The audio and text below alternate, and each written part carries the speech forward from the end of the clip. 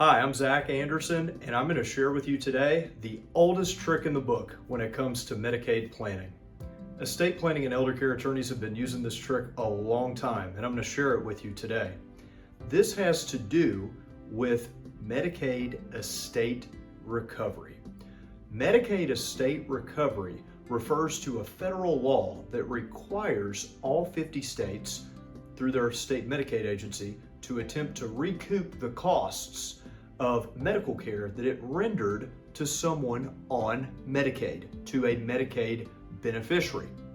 So you may have heard, for example, you can get on Medicaid for long-term care, nursing home Medicaid in Alabama and your state, but the state might put a lien on your house that they can recover upon, generally after your death.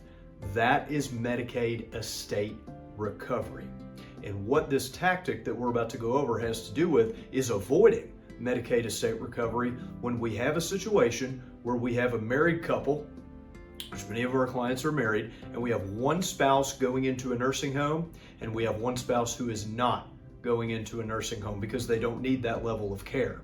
We refer to the person staying out of the nursing home, the spouse staying out of the nursing home, as the community spouse because they're out in the community. They're not going into the nursing home. They're in the community. Maybe they're in a senior living community. Maybe they're at home. Maybe they're in an apartment. Maybe they're like me. They live in their office because they work so much. Wherever they are, they're in the community. Medicaid estate recovery, if you look at that statute, it allows the state Medicaid agency to recover costs expended for nursing home care on the estate of the spouse in the nursing home. It says nothing about the estate of the spouse living at home or in the community. It says nothing about it. So what do we do when we have a situation where we have one spouse going into the nursing home and we have one spouse not going into the nursing home? That is, they're staying in the community spouse, as we call them. We take the home that's jointly owned, we deed it into the name of the community spouse. Boom. We just avoided the Medicaid lien. We just avoided estate recovery for a married couple where we have one spouse going into a nursing home. A couple of rules at play here. One, spousal transfers are exempt transfers, right? You may have heard of the 5-year look-back period. What that's about is you can't have $1 million and then give it all to your kid and then get on Medicaid the next day. They're going to look and see, did you get $1 million for that transfer? That can't do that. That's an unauthorized transfer. Transfer to your spouse is an authorized transfer. So we are allowed to do that under the Medicaid rules. We can deed the home from the couple jointly to the name of the community spouse. Under federal law, the state can only recover against the estate of the spouse in the nursing home. So we send that home into the name of the community spouse. We just avoided that Medicaid lien. That's the oldest trick in the book. Couple of notes about this. One, you need a good power of attorney that allows you to do this. This is such a powerful technique that sometimes I will use it for clients even when we don't have a power of attorney.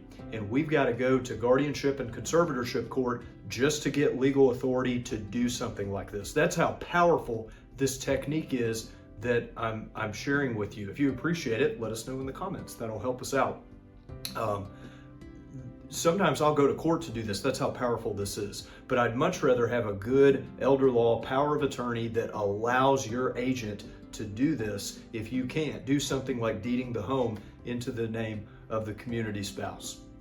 The final point that this brings up is this law has always been here since this predates the DRA.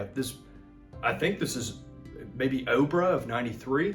This law has been on the books for a long time, 30 plus years probably. Maybe longer than that. I think it may be longer than that. This law has been here a while. Did you know about it? That's the deal. You hire an elder law attorney to help you know what you don't know. I do the same thing with my taxes. I hire a tax professional because they know what I don't know. So those are the big topics with this video: is Medicaid estate recovery, deeding the home into the name of what we call the community spouse, the importance of a power of attorney that gives us the power to do that if you're incapacitated, and fourth, it brings up a good global point about this is its own ball game.